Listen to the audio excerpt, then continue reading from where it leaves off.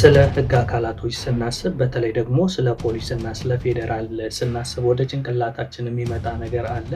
ሁሉም አንድ ናቸው ማለት ባይቻልም አንዳንዶች ግን የሚያደርጓቸውን ድርጊቶች ስንመለከት ከሰው አልተፈጠሩም እንዴ? እነዚህ ከማህበረሰቡ አልወጡም እንዴ? ምን አይነት የጭካኔ ልብ ነው ያላቸው የሚያስብል ድርጊቶችን የሚፈጽሙ የህግ አካላቶችን ተመልክተን እናውቃለን። ሶሻል ሚዲያ ላይ ማለት ሰዎችን ሲመቱ ሲያመነጫጭቁ የሚታዩ ማለት ነው። ይህን ስል ግን ሁሉም የህግ አካላት እንደዛ ያደርጋሉ ማለት አይደለም። አሁን ያልኩትንም አይነት ልክ ያልሆነ ድርጊት ሲፈጽሙ የተቀረጹ ሰዎችም ራሱ ህግም በነዛ ላይ የህግ አካላቶችም ቢሆኑ እርምጃ ወስዶባቸዋል። ምክንያቱም ህግን በዛ አይነት መንገድ አይደለም ማስከበር ያለባቸው ብሎ ስለሚያስብ ትክክለኛውም ህግ። ዞሮ ዞሮ ግን እኛ ፌዴራልና ፖሊስ ሲባል አይምሯችን ላይ የሚመጣው ነገር አለ። ይህንን ሀሳብ ለምን እንዳነሳውላችሁ ታውቃላችሁ? ልክ የእኛ ጭንቅላት እነሱን የሚያስብበት አይነት አንግል እንዳለ ሁሉ ዋና ሳጅን ነኢማን ደግሞ ሳሳያችሁ የአስተሳሰባችሁ ይቀየራል ብዬ አስባለሁ። ይህን ቪዲዮ ሳይ በጣም የሚገርም አይነት ስሜት ነው የተሰማኝ። ምን መሰላችሁ? ድርጊቱ እዚህ ጋር አቅፋ የያዘችው ልጅ ተጥሎ ነው ያገኘችው እና በቦታው ላይ የነበሩ ሰዎች እንግዲህ ያገኙና ለፖሊስ ጥቆማ በሚያደርጉበት ሰዓት ቦታው ላይ ቀድማ ከደረሱ ፖሊሶች መሀል እሷ አንዷ ናትና እንደገና ደግሞ የቅርብ ጊዜ አራስም ነበረች እና ይህ ልጅ በምታገኝበት ሰዓት ላይ በጣም ተዳክሟል። ቀና ማለት እንኳን አይችልም ነበርና ወዲያውኑ ያደረገችው ነገር ምንድን ነው? ይህን ልጅ እንደ ራሷ ልጅ አድርጋ ጡቷን ታጠባውና ከሰዓታት በኋላ እንዲነቃ ታደርገዋለች። ከነቃም በኋላ በልዩ እንክብካቤ እሷ ጋር ይዛው ነው እንግዲህ የምታዩት። በአሁኑ ሰዓት ልጁ በደንብ ነቅቶ እንዲህ ፍንድቅድቅ ሲል ስታዩት እንዴት ያለ ደስታ እንደሚሰጥ እንግዲህ ኢማጅን አድርጉና ለዛ ነው አንዳንድ አካላቶችን ባየንበት አካል ደግሞ የእሷን ድርጊት ደግሞ ስናይ ዋው የሚያስብል ነገር አለው።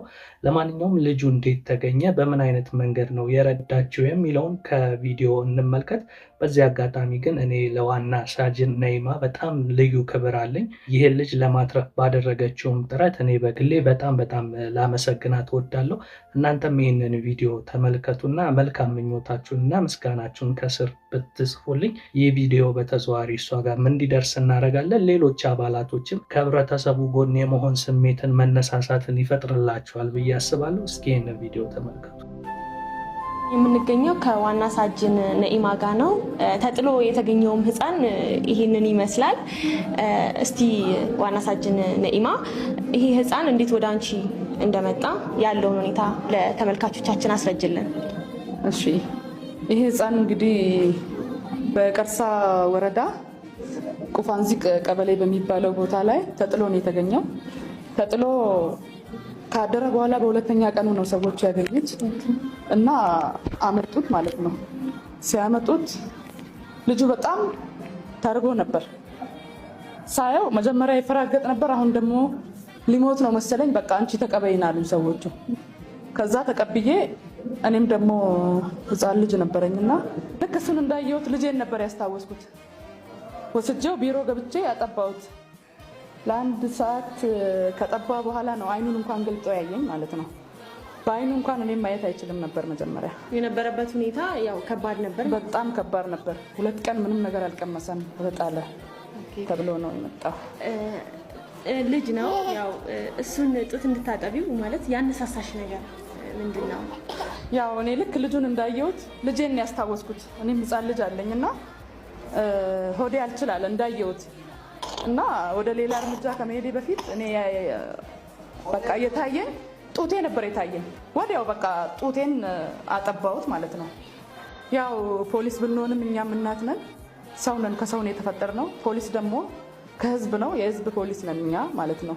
ህዝብን ነው የምናገለግለው ፖሊስ ብንሆንም እና እኔ እውነቱን ለመናገር በወቅቱ ልጁን ሳጠባ እኔ ራሱ በጣም ነበር የተሰማኝና ሚሊተሪ እንኳን እንደለበስኩኝ ረስቼ ነበር። ልጁ ካጠባሁት በኋላ ራሱ ጤንነቱን ለማረጋገጥ ጤና ጣቢያ ወስጄው ነበር። ሙሉ ሰውነቱን መርምረውልኝ ጤነኛ እንደሆነ ሲነግሩኝ በጣም ነበር ደስ ያለኝ። ከዛ በኋላ በምንችለው አቅም ልጁን ረድተነው ያው ልጁ አሁን ጤንነቱ ይህንን ይመስላል።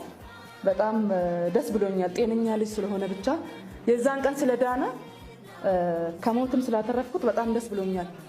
ያው ለልጁ ብዙ ነገር አስበናል።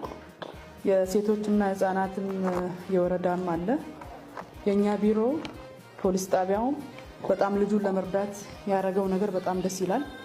እስከ ወተት፣ የተለያየ ነገር ዳይፐር ምናምን የሚያስፈልገውን በሙሉ አሟልተውለታል ማለት ነው ለዚህች ህፃን ልጅ ማለት ነው። ያው ህፃኑ እንግዲህ ወላጆቹ እንደሌሉ ይታወቃል ማለት ነው። አሁን በዚህ ሰዓት ላይ ወላጆቹ አልተገኙም አይደለም? ስለዚህ ከዚህ በኋላ እንዴት በምን አይነት አቆያየት ነው ይቆያል ብላችሁ ያሰባችሁት እንደ ተቋም? ያው እንደ ተቋም የዛን ቀን ከመሬት አግኝተው የመጡ ሴቶች እናት አሉ እዚህ እንዳየች እሷም በጣም ጡት ነው እንጂ የሌላት በጣም ነው ያዘነችው። ምንም ነገር የለኝም ባይኖረኝም ልጁን አልሰጥም ብላ ይዛው ነበረ። እኛ ደግሞ ለልጁ የሚመቸው ቦታ እያመቻቸን ነው። ለጊዜው ፖሊስ ጣቢያን ያለው እኛ ጋር ያለው ማለት ነው። እዚሁ ፖሊስ ጣቢያን ያለው ጉዲፈቻ ድርጅትም ሆነ የሚያሳድግ ሰው አላገኘም ህፃኑ ማለት ነው። ልጁን መርዳት የፈለገ አካል ካለ መጥቶ ህፃኑን መርዳት ይችላል። ስለዚህ ልጁን በጉዲፈቻ ወይም ደግሞ የማሳደግ ፍላጎት ያለው ሰው ህጋዊ ሆነ የሚያስፈልጉ ክራይቴሪያዎችን አሟልቶ መጥቶ መረከብ ይችላል ማለት ነው።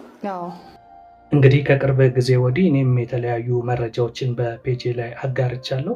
ፖሊስ ከህብረተሰቡ ጎን ሆኖ ወንጀለኞችንም እያሳደደ እየያዘ ይገኛል። እንዲሁ ደግሞ ከማህበረሰቡ ጎን ሆኖ እነሱም እንደኛ የሚያዝን ልብ እንዳላቸው እያሳዩ ይገኛል።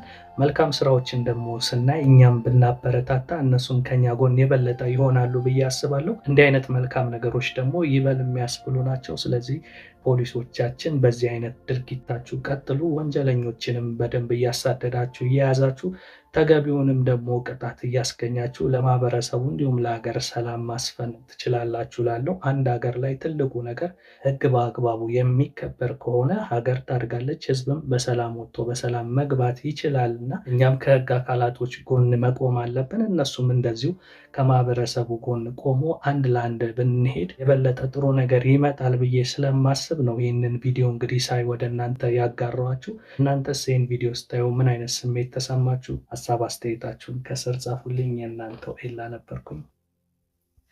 መልካም ጊዜ